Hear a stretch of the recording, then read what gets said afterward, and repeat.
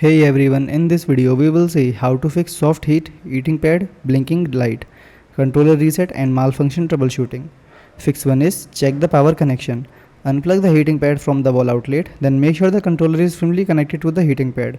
Check the power cord for any bends, cuts or damage. Plug the heating pad back into the outlet and turn it on. Second one is perform a controller reset.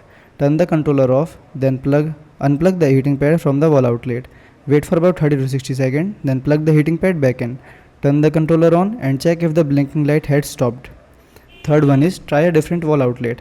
Unplug the heating pad, plug it into the another work outlet, then avoid using extension cord or power strip. Turn the heating pad on and see if it's worked normally. Fourth one is let the heating pad cool down. Turn the heating pad off, then unplug it from the power outlet. Let it cool for 20 to 30 minutes. Plug it back in and test it again. Fifth one is inspect the heating pad for damage. Look for warm fabric, exposed wire or burn marks. If you notice any damage, stop using the heating pad immediately. Replace the heating pad if it is damaged. Thanks for watching.